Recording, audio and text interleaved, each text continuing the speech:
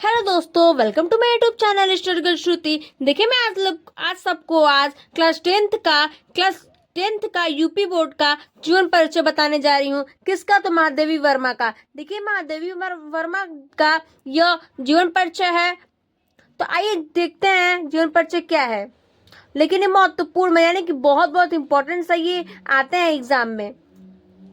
तो देखिए महादेवी वर्मा का इनका जन्म बोल रहा है जो महादेवी वर्मा है, इनका जन्म कब हुआ था? तो 14 मार्च 1907 ईस्वी में हुआ था। 24 मार्च 1907 ईस्वी में इनका जन्म हुआ था महादेवी वर्मा का। और महादेवी वर्मा का जन्म स्थान क्या था? तो फर्रुखाबाद, यानी कि फर्रुखाबाद में इनका जन्म हुआ था। शिक्षा में क्या था? MA संस्कृत, यानी जो शिक्षा की थी वो MA की थी, और ये संस्कृत भी की थी। इनकी मृत्यु कब हो गई थी? 11 सितंबर 1987 ईस्वी को इनकी क्या हो गई थी? महादेवी वर्मा का मृत्यु हो गई थी। तो आइए हम लोग देखते हैं अब इनकी रचनाएं इनकी क्या क्या हैं। तो देखिए इनकी रचनाएं क्या क्या हैं। रचनाएं में ये लिखी है महादेवी वर्मा: निहार, रश्मि, निर्जा, सांध्य गीत, यमा, दीपशिखा। ये जो है ये कौन लिखा है रचनाएं? तो महादेवी वर्मा ने लिखा है। तो आइए देखते हैं इनका अब इनके बारे में देखते हैं। तो देखते हैं जीवन परिचय महादेवी वर्मा का जन्म 24 मार्च 1907 ईस्वी में उत्तर प्रदेश के प्रसिद्ध नगर फर्रुखाबाद में हुआ था। यानी कि जो महादेवी वर्मा का जन्म हुआ था वो 24 मार्च को 1907 ईस्वी में हुआ था, और उत्तर प्रदेश के सुप्रसिद्ध नगर में फर्रुखाबाद में हुआ था। उनकी माता हेमरानी साधारण कवित्री थी। यानी जो महादेवी वर्मा की जो माता थी उनका नाम क्या था? हेमरानी, और वो क्या थी? साधारण कवित्री थी। एवं श्री कृष्ण में अटूट श्रद्धा रखी थी। जो माता थी महादेवी वर्मा की जो माता थी, जो हेमरानी थी, वो श्री कृष्ण में क्या थी? अटूट श्रद्धा रखी थी।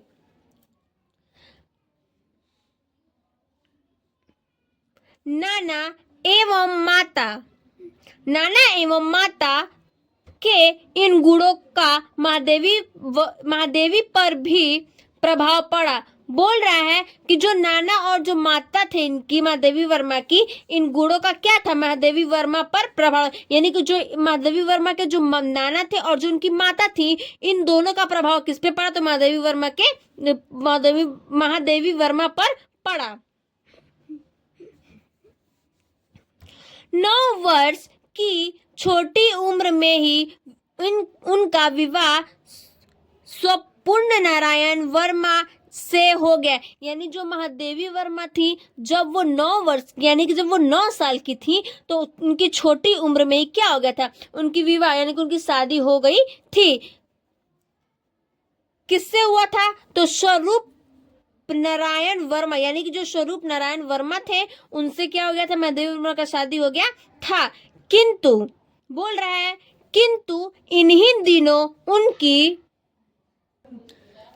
इन्हीं दोनों उनकी माता का स्वर्गवास हो गया। यानी कि जब उनकी महादेवी वर्मा का जब 9 साल पे शादी हुआ था जिससे, तो उसी दिन क्या हो गया था? तो महादेवी वर्मा का जो माता थी उनका क्या हो गया था? स्वर्गवास हो गया था, यानी कि उनकी मृत्यु हो गई थी।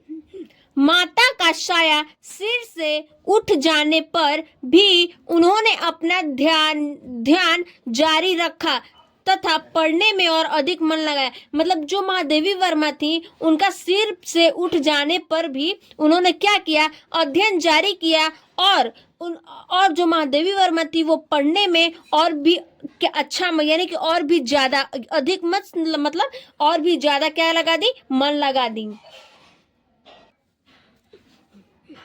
फलस्वरूप उन्होंने मैट्रिक से लेकर MA तक की परीक्षाएं प्रथम श्रेणी में उत्तीर्ण की।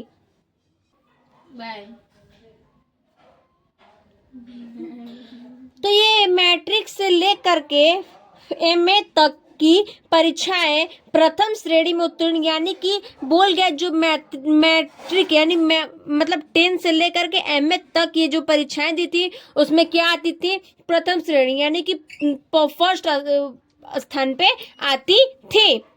भारत भारती पुरस्कार देकर आपकी साहित्य सेवाओं का सम्मान किया। बोल रहा है कि जो भारत जो थे वो पुरस्कार देकर आपकी साहित्य सेवाओं का क्या किया, सम्मान किया, यानी कि किसका, महादेवी वर्मा का सम्मान किया कि ये जब प्रथम श्रेणी पे आई थी तो इनका पुरस्कार देकर इनको क्या किया, सम्मानित किया गया।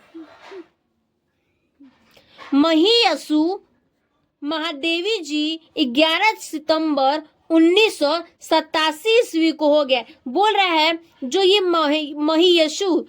महियसी महादेवी जी थी, यानी कि जो महादेवी वर्मा थी, इनका